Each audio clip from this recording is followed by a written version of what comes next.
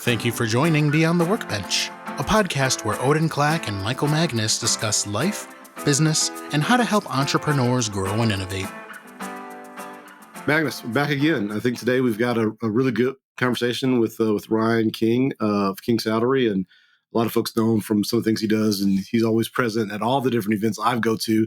He's usually at his brother's Barry King's booth, taking our money, basically $500 at a time for me, at least it seems. I see him frequently, but it's nice to have a conversation with him and get to know him a bit better, get his angle on business, on the craft, the community. You know, he has a unique perspective given how he grew up in the business and it's been in and out of it. I think people are really going to listen to this conversation today.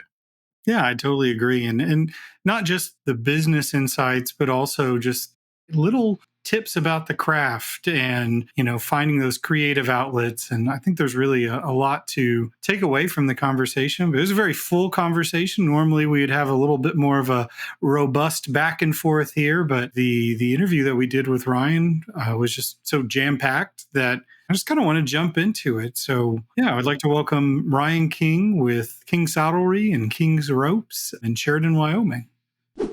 So I'm Ryan King. I was kind of born and raised into this business. My grandfather's Don King.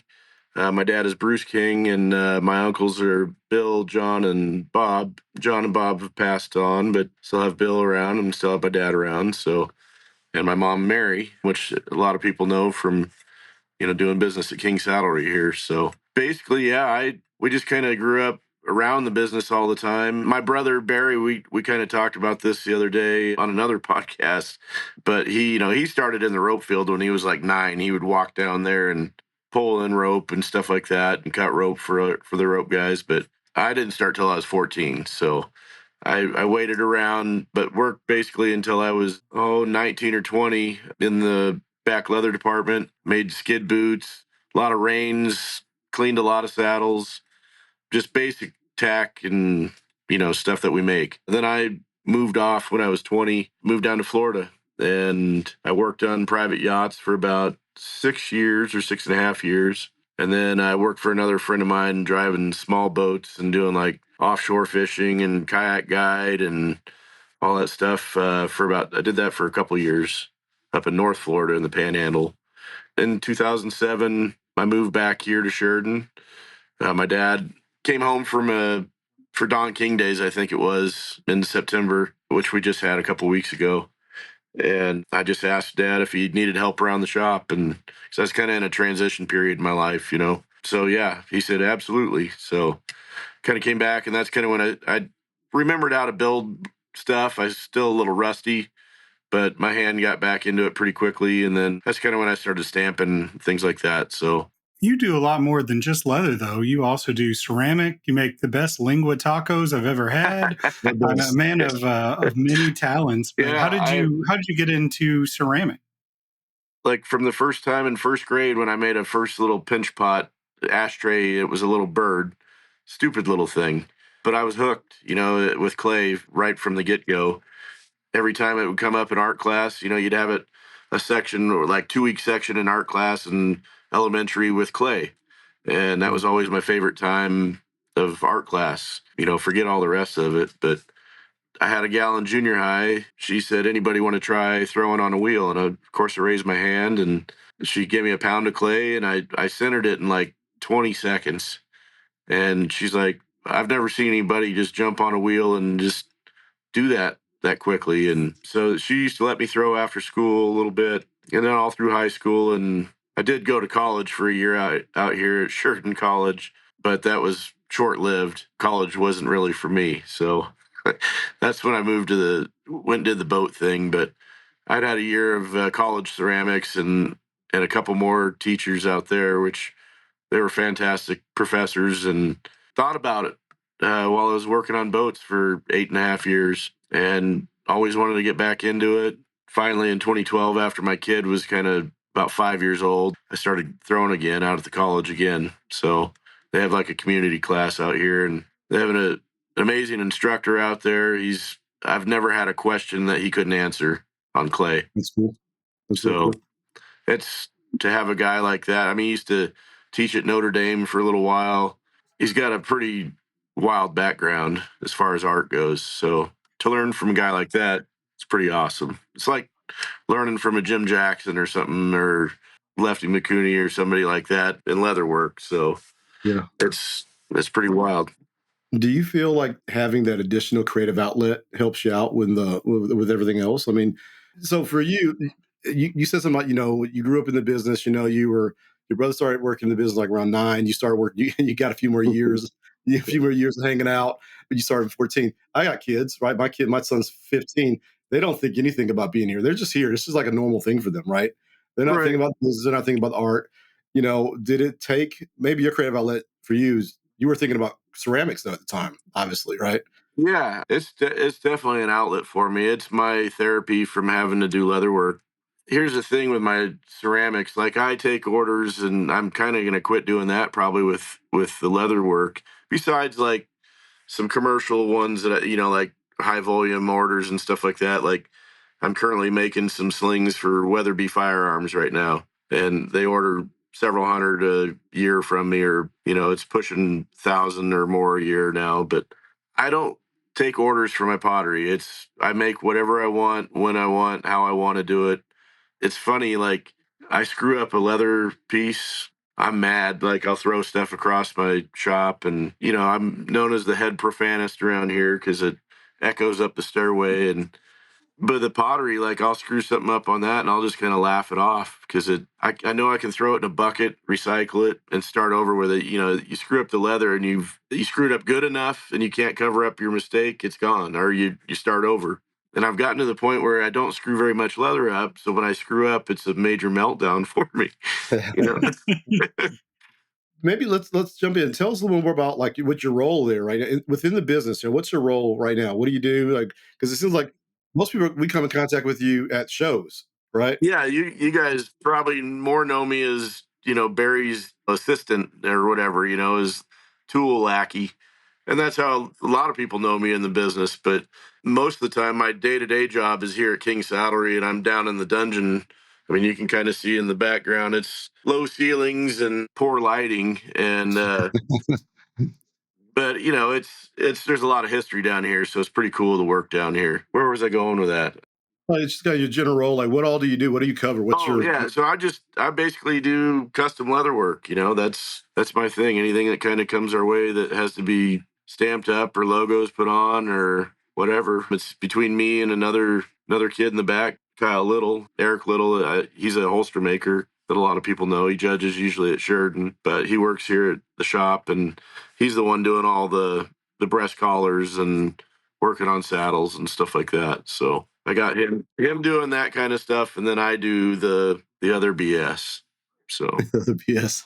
So I'm in the leathercraft business also, right? I've got my yeah, shop here, two guys here, but I look at King Salary as a whole another beast, right? Of a business, right? sure. There's so much more to it, and maybe I'm wrong. Maybe I, put it too high of a pedestal and think that there's so much, they're so different than I am, right? They've got all this stuff, they got all this history, years and years and years. So when you say like you're down in the dungeon, you're doing leathercraft, you're like, what are we talking about? Like serious volume? Are you?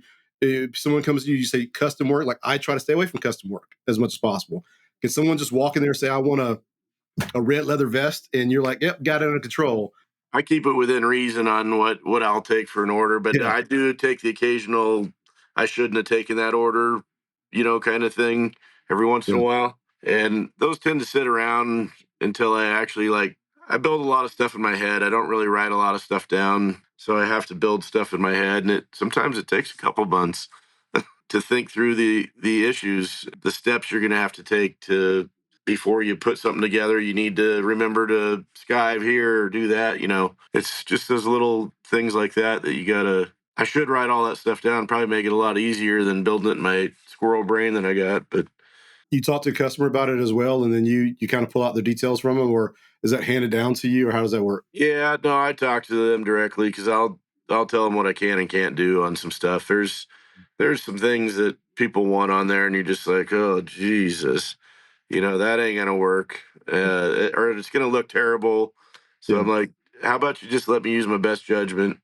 And they'll usually agree with me on that and just say, I'll make it look cool. I won't make it look stupid. yeah, And I haven't had I've had maybe one disappointed customer in all the years. That was that you know of.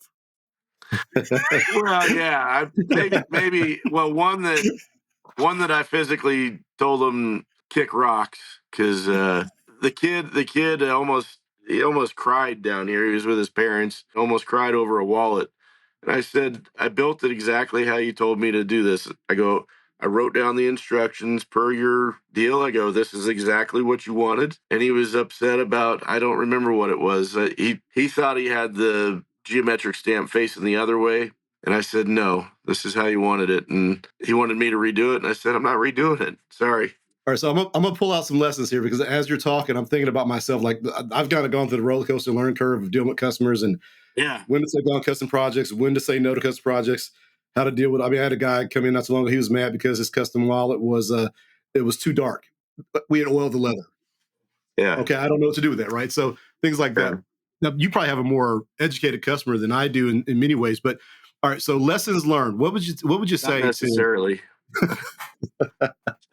Fair enough. Okay. Yeah. All right. As long as you've been doing this, give us some lessons learned, right? Like, so I think there's some probably lessons that you've learned firsthand experience as well as work with family and just seeing the business grow up around you that you say, okay, all these new leather crafters in the business now, guys like me and Little King and I mean, the list goes on and on, right? What are we doing right? What are we doing wrong? What would you say? Hey, be mindful of these things as you're growing.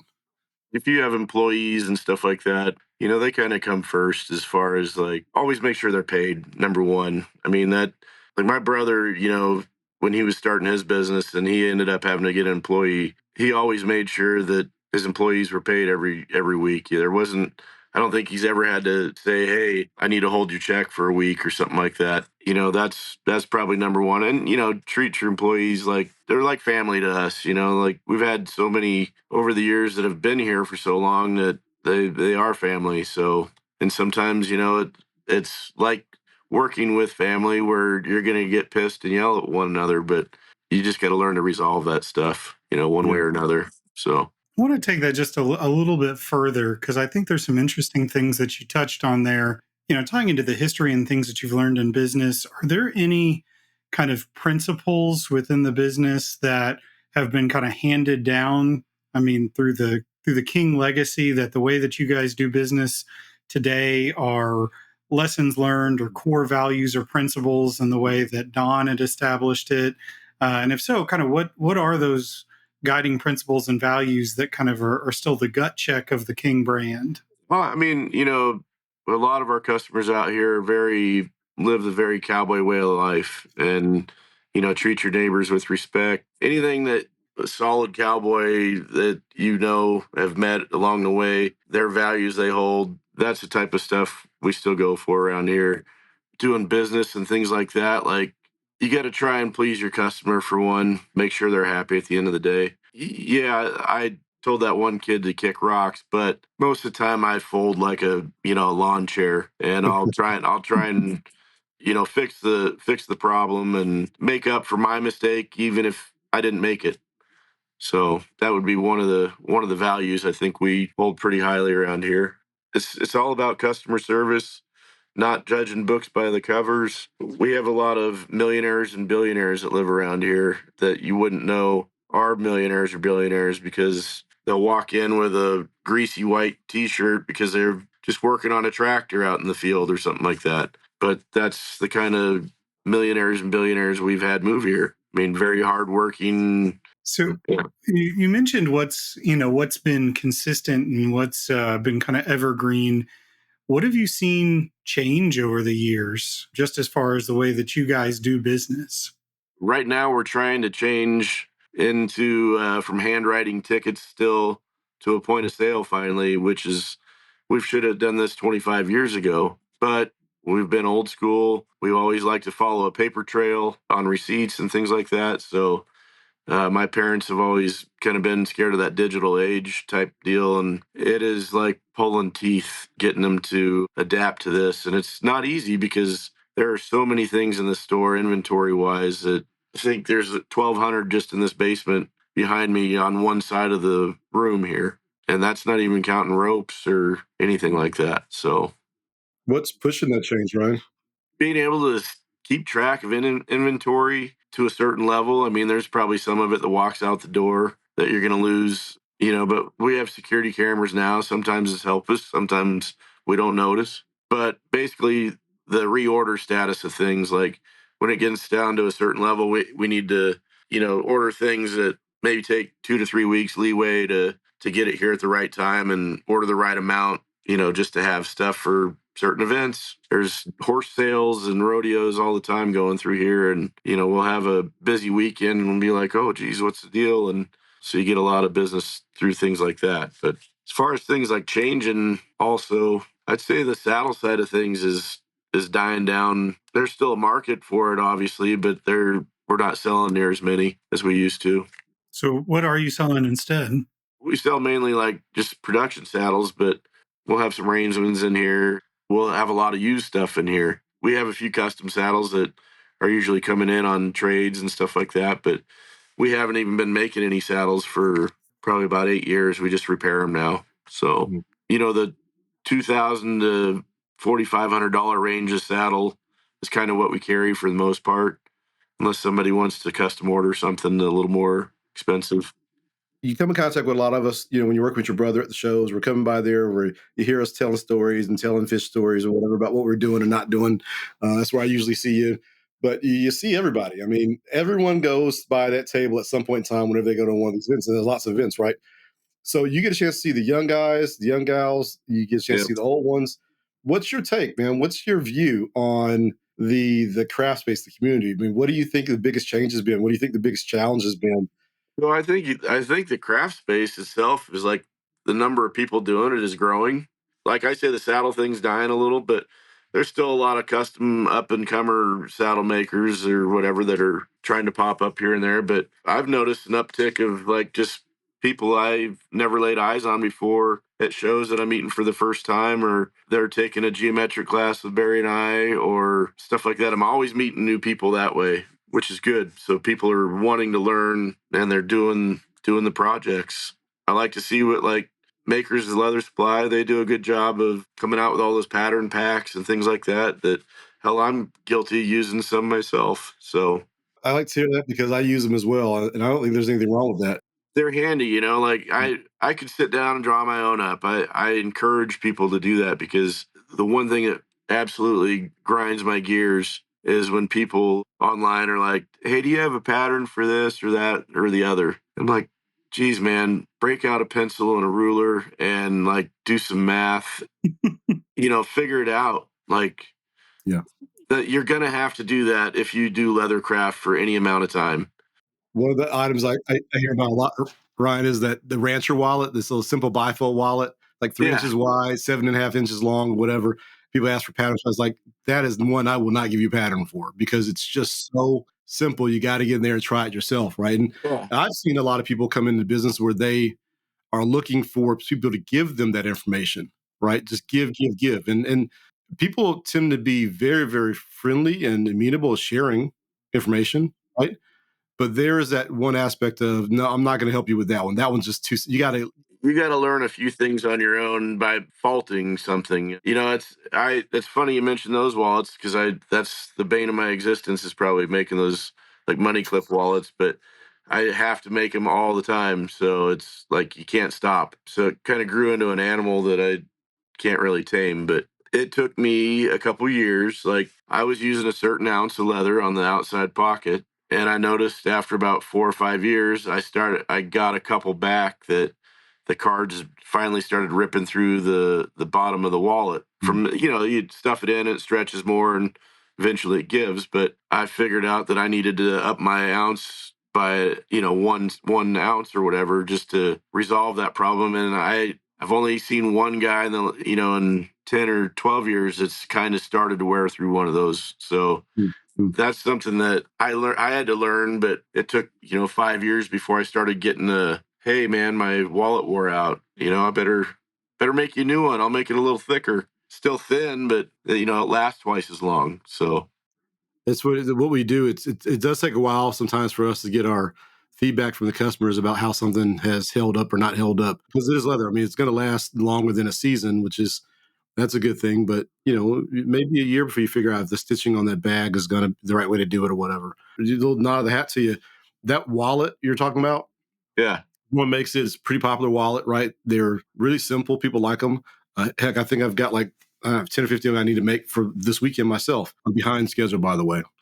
Oh, Uh, you have no always. idea. I'm so far behind right now. It's like always behind. But I learned, as simple as that is, and while I wouldn't necessarily volunteer the information to everyone because it's just a simple thing, you got to at least try to make it. I have learned things watching some of your videos, like using acrylic to do instead of using blue tape, right? Oh, sure. Stuff like that. Yeah, That's the kind of stuff that I find absolutely fascinating about the craft. sure. And when you talk to people who have worked in these older legendary shops that have these tips and tricks that they've picked up along the way, and the rest of us are sitting there using packing tape, taping up the hell out of everything we touch.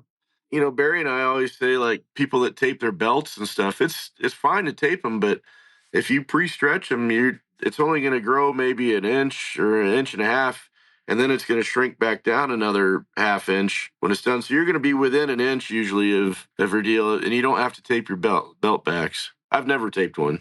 We'll see. And I've got a stack of them out there with blue tape all over them. So we're talking about these little tips that people pick up from just kind of learning from different people. I know this is primarily a business podcast, but there are a lot of leather workers listening and you teach a lot of classes. What are, maybe a few of those craft tips that you would share from what are the most common things that you see in classes that you correct people and kind of abuse you while you're here and get a little bit of that knowledge for free and share it with folks to just kind of learn what are some common tips for people who are doing tooling? One of the main questions is probably like how to run a tool. Instead of left or right, you should be running away from your body or something like that to where it's easier to see what you're doing. So there's a lot of those tips and tricks that I give out, like little things like that, like the push beaters and things like that, the hand tools. I see a lot of people grab them a funny way, the way I would never do it because I would be slipping all over my work. So I'll show them how I do it, and I suggest that they try it. There's a lot of people that will just go pick it up the way they had it right after I showed them and do it their own way again. But different strokes for different folks, how to do stuff. But there's a certain way to hold tools sometimes. And you show them that, hey, tilt your swivel knife a little bit and you won't be catching the front edge of your straight blade, or people that are having those issues, little things. As you're saying those things, I'm going through a catalog in my head I have some of Barry's tools, and hand tools. But I also been doing this for 14, 15 years. I don't think I've ever seen a video or seen anyone teach me or teach anyone how to use a beater. I mean, heck, that table's got a lot of tools that I've never even, I still don't know what they are, right? Of course, I'm not a saddle maker. Maybe they make more sense if I was, but where do people get this information, right? There's one thing about being lazy and you just don't try, right? But then there's another thing about, well, where's access to these things that you know? I kind of got trial by fire for a lot of it. It was just how family kind of teaches you around here. They laugh at you when you did something really stupid. So, but some of it's trial by fire. Some of it's just a little, hey, hold it like this and do this. And then you still got to figure out how to use it and do it right. And you're still going to screw up, but you still have to go through those motions to kind of grasp a hold of what you're trying to figure out and then do it 1,000 times or more. When I worked on yachts, if I ever needed to learn a new knot, I would figure it out and then tie it at least 100 times just so I could kind of figure out how to do it, how to quickly do it with your eyes closed, things like that. I mean, I'm not going to be stamping leather with my eyes closed, but allegedly, sometimes I will be watching the iPad while I bevel a straight line because I can feel it with my finger where I'm going. I will give a little bit of a shameless plug for not necessarily the beater, but Barry did come down to Texas a little bit earlier this year, and we filmed a video on some of the geometric stamps and whatnot. So although not everything's in there, there are a lot of questions that were answered in that, and that's geometric stamping video that is now available on Elk Tracks. Cool. Jim Linnell's hosting that. So it's not the answer to everything, but may answer some things for people who are unable to come to the classes, Sure. learn some of that stuff live. Yeah. I hear guys like my buddy Don who talks about, he had basically worked in another guy's saddle shop for years, and he'll in his videos, you hear him say, that's how I was taught. I was taught this, I saw that. A lot of folks, me included, I had to go out and search for information. There's no one next door to me. There's no one in the area. There's no one for me to apprentice with. I'm just learning about trial by fire. And I think I've done an okay job trying to be a student of the craft and going searching for things, but that doesn't always work for everyone else. So it's nice to see, guys like you teaching, Don, and everyone teaching these days. You said, I said trial by fire, a lot of it, but I did have people to like learn from too. So like, besides my brother coming down and every once in a while when he'd come to the shop and saying you screwed that up, I had like Link Weaver in the back. He worked for us for probably close to 40 years. You just got to watch these people work too. You don't always have to ask them questions. Just watch how they're doing it while they're doing it, if you have that luxury. And we kind of did. We had Jim in the museum stamping away, my Uncle John there for a while, my dad even. Yeah, if you're able to watch people, sometimes you don't have to ask them anything. You just watch how they do it. That's another thing. You can learn a lot by shutting up sometimes, I watched you stamp a lanyard. Honestly, you didn't do anything revolutionary, but for me, it was revolutionary, right? Because I saw you use one tool. I was like, oh, crap, that's how you use the doggone tool, right? I've been looking at this thing for a year, $50 tool. I'm like, I don't know how to use this doggone thing. 3 seconds after you like, oh, that's the information I've been looking for, right? Yeah. And so I think that's really, really, useful. About 10 years ago, it seems like there was some resistance to some of these online classes and people teaching and learning. It was almost like this attitude, like, no, you got to go pay your dues. You got to go live like a starving artist in someone's basement and sleep on their floor for a long time. So from your perspective, not anymore. You don't. Are there good? I'm assuming you think there's probably good things about that is more accessible, but there's also maybe some negatives to it. From your angle, what do you see? The good I see, obviously, is that the information's getting out there. Whether you put it out there for free or if you charge for it, I think it's good that some people do it for free, and I think it's good that some charge for it. I've got a couple of those classes on the Illum learning site and all that stuff. I think it's great. I've had a ton of people come up and thank me for doing it, and oh my, like I might have affected somebody or something like that, or so that kind of feels cool. But I think it's great people can learn that way and learn from good people too.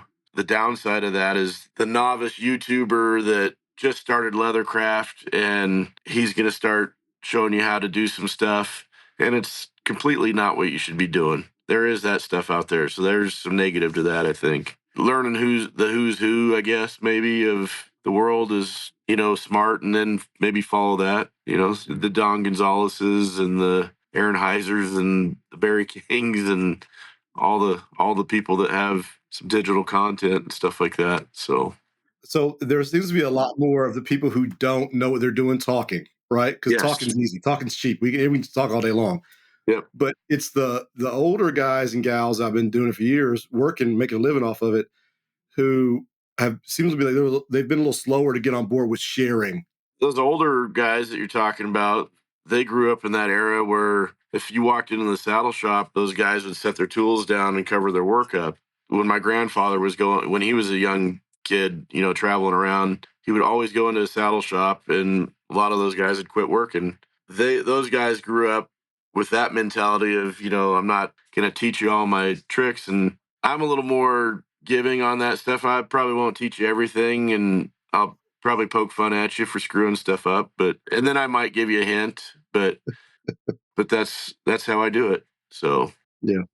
I think you touched on something really important there too, though, because I've worked in the online learning space for Leathercraft for going on 8 years now. And I think there's a lot of great things there, but you don't have anybody to make fun of you when you do something wrong. And I know that sounds, I know that sounds kind of funny, but there are so many times that what the most important thing I learned from a class was somebody was like, well, you're holding that tool wrong. Yeah. Or, giving you those little pieces of feedback that you just don't get with the online classes. I do think it's great. I think it's more accessible than it's ever been. And I think that there are some great people out there sharing some incredible knowledge. But I do still think that there's some really important elements to taking those in-person classes, to being, going to a guild meeting, being part of a community, being able to be with other leather workers, because that's where you're going to get that feedback outside of, putting something in a Facebook group and everybody telling you that you did great. Well, that's good. We want people to have that positive reinforcement, but Right. I do think that there's a piece of it missing with some of the online piece, that face-to-face element of feedback is largely lost, and that's critical. Yeah, and as far as like feedback goes, like you don't want to just crush somebody's world. When I was trained to be a kayak instructor, right? We're going back a few years. I was taught by this Olympian kayaker. She was really good at teaching the class. But the one thing I really took from her was, you can be critical of how somebody does something, or not, maybe not critical, but explain maybe how to do it another way. But you also give them a little, she called it a little cheeseburger, a little hamburger. You got to give them a little something, a little positive note at the end of that to reinforce that they're still doing something right, but they need to work on this, over the main picture. And I think a lot of people struggle with taking criticism about their work, for one. I know firsthand, like I started that Facebook, the Leather Roasters for Learning, and it was more of a forgot your finish cuts on that flower or something like that, poking fun at people's work, but also pointing out maybe where they can improve or some mistakes they made, and not getting that proverbial pat on the back, because that pisses me off more than anything. You see somebody's work, they obviously need improvement. You can't just say great job. You need to be like, it's nice, but you can be honest with people. And whether they take it or leave it, at least you put that information out there, I guess. But I don't want to also feel like a know-it-all, because I'm still learning. I don't know all this stuff. It's a lifelong love of leather and learning. I found that as long as I can be very cautious about giving too much feedback, because I learn something every day. I'm out here. I mean, my guys, I got two guys, full-time guys that work with me, and I learn from those two guys daily. Yeah. You could just do it this way or whatever it is, right? I mean, that's really Yes. helpful. I have someone to go back and forth with, which is why I like the events so much. And I like the online communities. Making sure you're in the right community, because there are some communities and groups out there that it's just an echo chamber. They're all patting each other on the back. Yeah. Well, they look good, but they've been doing the same bad work for the last 30 years together. Yeah. Yeah. That's not helpful, right? No, it's not. But I also don't want to be in a group where I'm going to get destroyed every time I open my mouth and ask a question, right? So it's trying to find that balance, I think, is really important. And the events at large, I think, have been very a good space to go and converse and share ideas with people. But I do like to tell people, hey, look, I'm just one opinion. I don't know what this is. You got to go ask somebody else about that. Yeah, it's good not to get yourself in a pickle, not trying to express an opinion about something you don't know all of it about.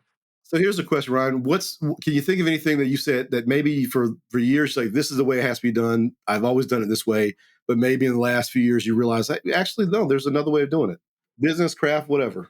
Well, I've always finished leather the same way. I have my process. You oil it, you seal it, you antique it, and then you put over a shiny coat over the top of that. There's been a lot of products that have come out in the last 2 years that I'm kind of dabbling with, that I'm thinking about using a little bit on some projects, but I probably won't change a whole lot. But it's got me at least wanting to veer away from my normal process.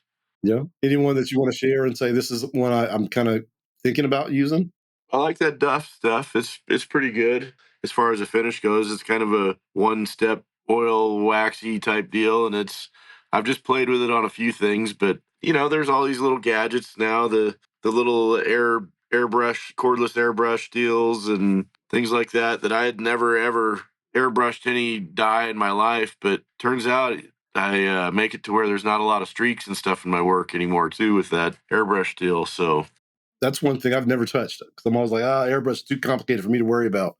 I'm trying to get better with my colors and things like that, because everybody wants logos and stuff like that. So I'm having to venture out into that world a little bit of what paints and what dyes and things like that work better, what runs, what doesn't. That stuff is a learning curve still, like white. I talked to Justin Fitzwater about this every week or and a half or so. Yeah. It's like, can you explain it to me one more time? Because it's not working for me, right? I mean, Yeah. there's definitely a learning curve with the colors. And I for the longest, we've been like, hey, you can have everything here. You can have any color you want, as long as it's black, brown, or tan. No problem. And now we're introducing all these other colors. And it's definitely been a challenge, but some guys have really got it down and some guys are, trying to figure it out still.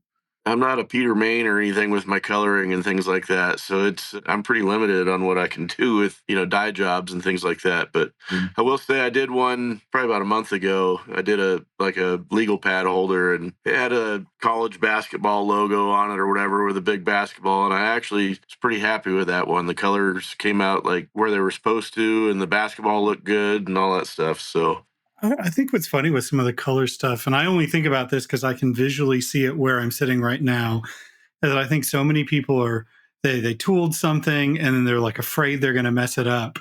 And sometimes the people who are the most bold with color are the ones who are not afraid of that. This is just in the corner of my eye, but my daughter the other day, they like to make masks. And so I'll hit up Annie Libertini pretty frequently and be like, "Hey, you got a pattern for that?"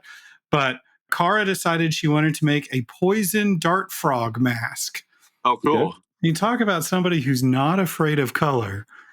Yeah. So anybody who's listening and can't see this, it's a very vibrant use of teals and The lily pad looks fantastic on Yeah, there. there's Yeah. some color gradient there. That's cool. Yeah, that looks great. It was one of those things where it was never a question for her, like, "Oh, am I going to mess this up?" She was like, "This is the plan. I'm going to slap some color on it. And if it doesn't work, I'm going to kind of adjust it." And so I do think that for some people, maybe that's for Odin, it's tooling. For you, it's ceramic. Maybe it's, that's where people can kind of find that creative piece is just, doing something wild with color just to Sure. see what they can do with it. But We've got to leave ourselves enough room to be fearless in some areas like that, right? So like when I have this championship belt I've been working on for a few weeks now, it had to be tooled. And then Justin told me, now you got to dye the whole thing black. I'm like, whoa, I got to paint it gold. I'm going to do black first. I'm like, I'm going to ruin it. I'm fearful I had to do the whole thing all over again, right? Yeah.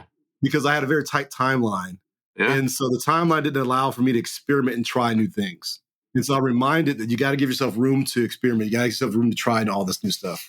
I have a poster on my wall right here, and it's Murphy's Law. And one of the things we have marked on here is there's never time to do it right, but there's always time to do it over. So that kind of holds true on something like those projects where I spend a lot of time. It takes maybe a day or two to get it done, and then I'll screw it up, and then I can get it done even better the second time quicker. Oh, so it's not just me. That's good to know. You already kind of stumbled a little bit. Why not just go right into the fall, I guess, right? My wife usually tells me I should plan to do it twice, and that's how I base my timeline, not off of doing it once, but your timeline should be based off you doing it twice because you almost always have to do it again. So Well, it's, some of those things you need to practice on too, like figure carving, I'm garbage at, but I can make a trout pretty good and a few other things. But, I usually will do a tester before I do something like that. The second time always goes a little better. You learn a lot on the first go. So I kind of want to take from, what you were just said and giving some little tidbits of advice, lessons learned, thing like that, and start to wrap us up. Do you just have any final advice that you'd like to share with makers, to, leather workers, people who have, entrepreneurs, small business owners, just final advice of things you've learned over the years or mistakes you've made to avoid? Or I've made more mistakes than I got digits, that's for sure. To have a brick and mortar anymore, it's a struggle almost because of the online industry and things like that. So I guess just tell people to stay vigilant, and adapt and roll with it. I mean, it's a wild ride. The economy up and down on different things. That year of COVID that nobody wants to talk about anymore. Learn to adapt and roll with it, I guess, is what I would say mostly for people with a business or starting a business. And it's going to be a lot of long hours and sleepless nights and worrying and stuff like that nobody thinks about. I don't have all that burden on me quite yet. I've still got, 'cause my dad still kind of takes care of the day-to-day operation around here. So that burden isn't fully on me yet, but I'm starting to feel the squeeze a little bit. Going to Vegas, every year for our show, it costs more every year. There's more restrictions, and the parking is not 150 now; it's 400 for a trailer. And it's just little things that you don't expect necessarily as a business that get sprung on you. Just you got to kind of be ready for that kind of stuff too. Which kind of comes with the adapt with it, roll with it situation. But I think if you got the ability to do that, you're golden.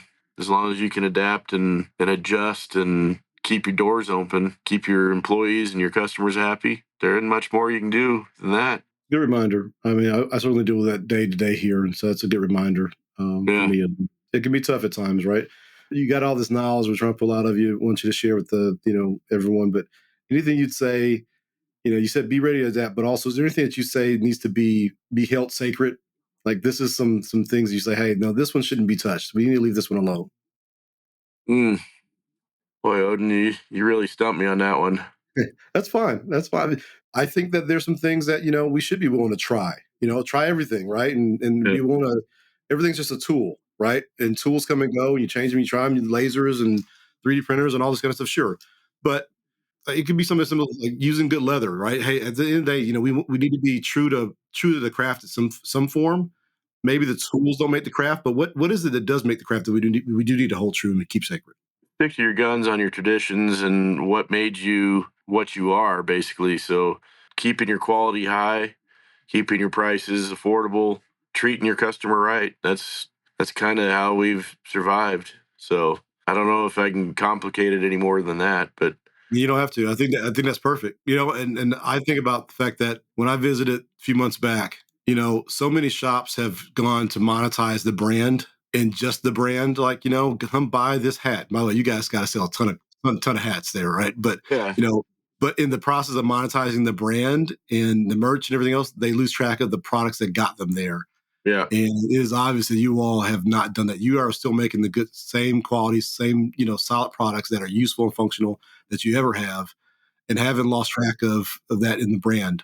We haven't got too wild with our logos. Like we've tried to change a few things, but we keep coming back to the same old thing, basically. But circling back, one thing I will add is giving back to your community a little bit. That's kind of a big for us. We're kind of right on the middle of Main Street. You're kind of a pillar in the community, so to speak. But it's important to like give back to your customers in a way, like support their kids at 4-H and buy the raffle tickets and things like that they come in for. Buy the Girl Scout cookies and things like that if you can. I mean, we get hit up a lot and from a lot of different angles as far as like sponsors or things like that, but we just can't do everything and we can't do a lot of it, but we will where we can. You got to kind of pick and choose, what you give back to, but there's some really important stuff out there that people should focus on.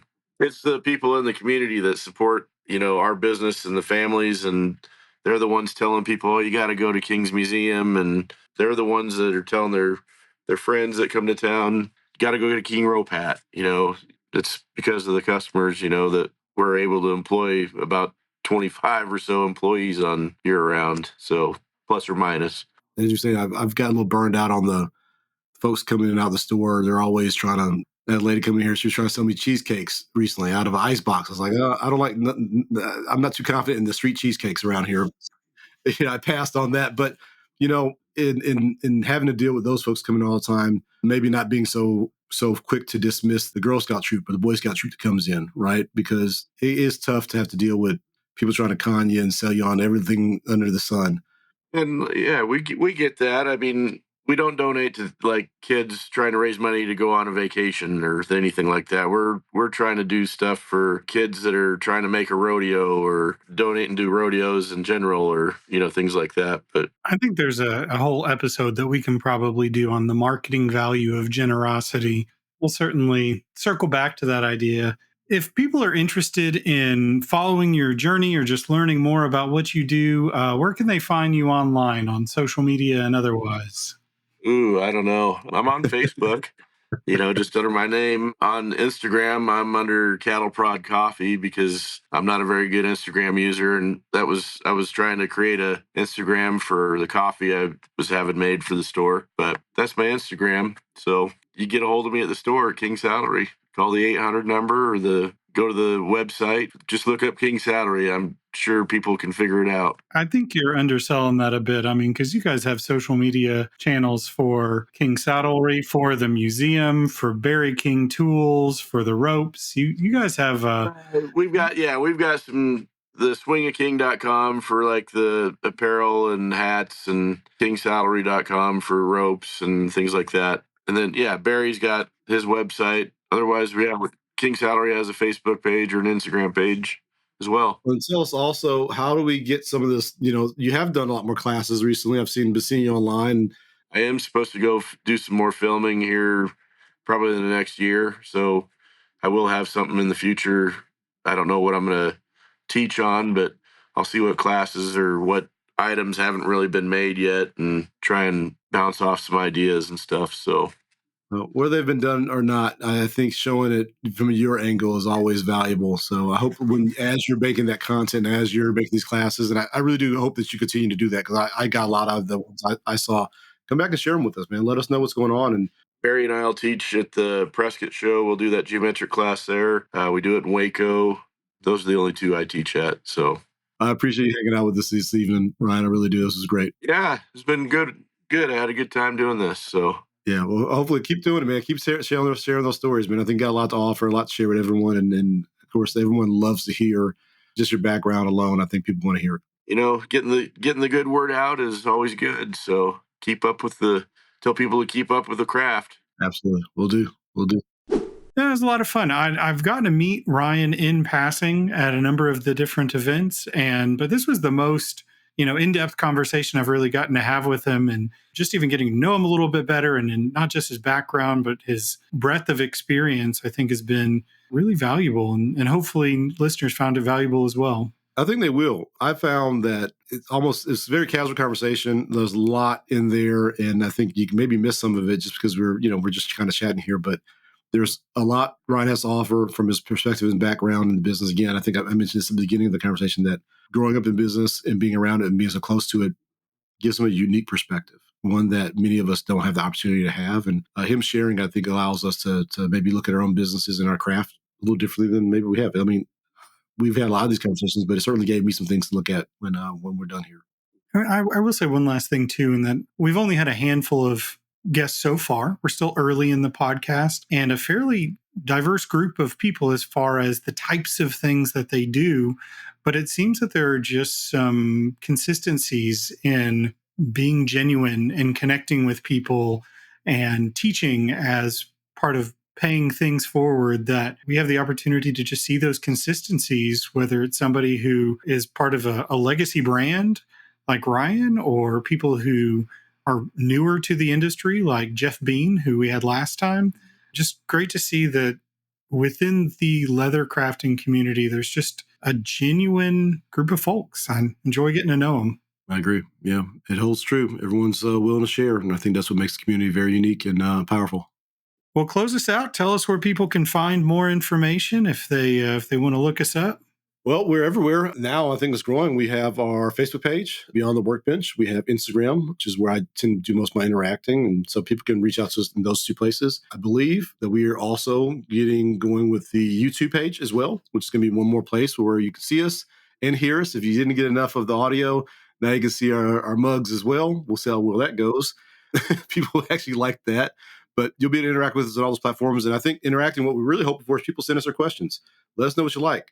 I'm not opposed to hearing the things that you don't like also. It helps us grow and helps us move and navigate as we grow this podcast. Maybe give some suggestions who else you'd like for us to talk to in the future, and what questions we can ask our guests when they join us from time to time. We hope you enjoyed this episode of Beyond the Workbench. You can reach us on social platforms at Beyond the Workbench on Facebook, Instagram, and LinkedIn. Also check out beyondtheworkbench.com and listen to more episodes on YouTube, Spotify, and Apple Podcasts. Post-production by Instrumental Media.